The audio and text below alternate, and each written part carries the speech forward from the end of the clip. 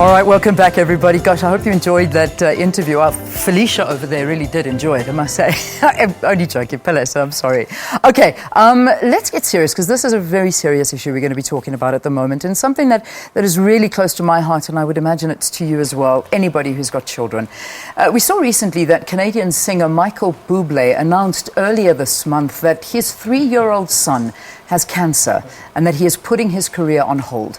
Buble says he is devastated about the recent cancer, as you can imagine, of his oldest son, Noah, who is currently undergoing treatment in the US. Buble and his Argentinian actress wife, Luisana Lopilato, wrote on his Facebook page, "Luisana and I have put our careers on hold in order to devote all our time and attention to helping Noah get well." Buble did not say what kind of cancer his son's suffering from, but said he hoped the family will win this battle. Noah is the first child of the couple, who married in 2011, and their second son was born in January. Buble, who is 41 years old, has carved an international career and won 4 Grammy Awards with easy-listening pop songs like Haven't Met You Yet. That was in 2009. Now, his story is certainly not a story that is foreign to a lot of parents around the world and here in South Africa. Rainbows and Smiles is an organization that provides emotional, social and financial support to families and caregivers in need when of that family is diagnosed with cancer. This weekend, the foundation will host the 94.7 Cycle, the team that is going to be cycling to raise awareness and funds for children with cancer. To tell us more about the race and the work that's been done by Rainbows and Smiles, we're joined in studio by Bonita Suckling, who's the founding member of Rainbows and Smiles. It is so nice to meet you, and welcome to Morning Live. It's really nice to meet you too. Thank you very much for having me, Leanne. It's amazing that I'm meeting you for the first time, but I am cycling for your cause. Absolutely. We've been chatting over Absolutely. email, but Yes. it's so nice to meet you. Tell me a little bit about Rainbows and Smiles and what it is that the organization does. So Rainbows and Smiles is a public benefit organization. We support children with families, whether it's emotional, social or financial support, and that's what we do. That's what you do. Yes. Now, you obviously this story is not. It's not a the organization didn't come out of anything. It came out of a personal experience that happened to you. Your child was diagnosed with cancer. Tell us the story. I hope I can get through it. I hope so too, and if you can't, I will completely understand. Thank you. So in 2008, my healthy, bubbly, beautiful little boy he started to show symptoms that were concerning to us, and we took him for tests, and he was diagnosed with a 6-centimeter terminal brain tumor. And we did radiation, chemotherapy, surgery. We had a brilliant medical team, but he died in 2011. Sadly. Yeah, I mean it's something that when you talk about childhood cancer, you almost don't believe that it can happen to children. You think that it's something that affects old people. Absolutely. I mean, I think, oh no, cancer. Well, that's later on in life to worry about.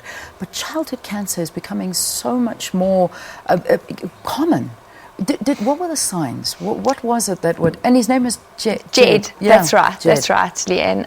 You know what? He was thriving in every single area, and childhood cancer is rare. But for me, the statistics are 1 in 1. Yeah. My only son was diagnosed, and when we got the word that Jed had brain cancer, I can remember looking at the neurosurgeon, going, "What is brain cancer? Is that like a big boil? Can you just scrape it out?" I couldn't conceptualize that children could actually be diagnosed with this illness. Yeah. And yet it's so common. I mean, again, and I say it's not a foreign story because my little one is 3 years old, and in her class there was a little boy, same story this year, who was diagnosed with cancer. He went through chemo, he's been through radiation at the tender age of 3 years old. And it's devastating as a parent to watch something like this, and I can imagine an organization like yours offers that support. What kind of support do you offer? I mean, what could you possibly say to a parent that's going through this? Well, when I was going through the journey, and the reason Rainbows and Smiles actually came about was people would come to our home and they'd come with presents and gifts, and Jed would run up and go, "Oh, thank you so much. My friend Connor would absolutely love this gift." Yeah. And I'd be like, "Oh, how inappropriate, Jed." Yeah. And it came about with the concept of giving gifts because he loves to give gifts. Yes. And since then we've progressed to emotional, we do medical bills, grocery bills, we help bridge any gaps. Because the most expensive thing with us, for example, was that I stopped working. So, you know, when the household income is cut in half, and what do you do? Yeah, household expenses still have to continue. I mean, we're not all Michael Buble, who has sold lots of albums, and perhaps he can afford to put his career on hold. But the reality is, his story is a story that everyone's going through, but people don't have the money. So, I mean, it's obviously an exceptionally expensive exercise to have to undergo for any parent. Absolutely, and it's not only the medical expenses that come into play, it's the other expenses as well. It's transport to and from the hospital.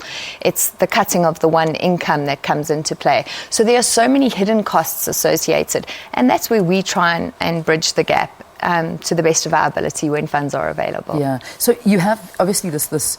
Do you go into it? How do you find the different sort of? Do you go to different houses and help?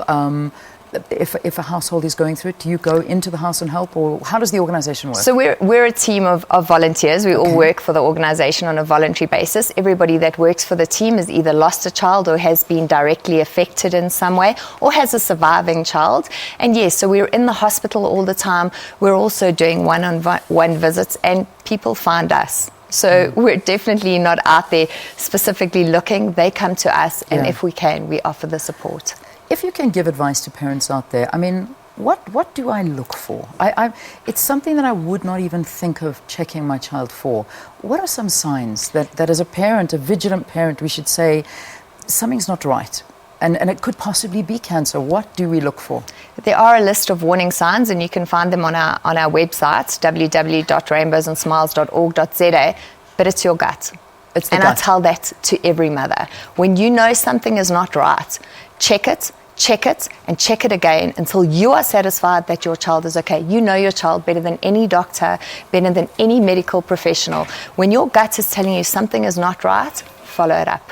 I like that advice, because that's how parents feel. They really, really do. If someone tells me my kid hasn't got a temperature, and I know this child's got a temperature because I know what they're like, you just know it. So this is the top that I'm going to be wearing while we're cycling. This is the top that you're going to be wearing, and Leanne, I'm absolutely so... Oops, I think I moved. You're okay. So this is it, Rainbows and Smiles, hey? You're going to be wearing, and that is how you're going to not only be honouring my son, but honouring other children with cancer. Okay. We're supporting. So honoured and privileged to have you in our team, and thank you for all the hard work and dedication that you put in.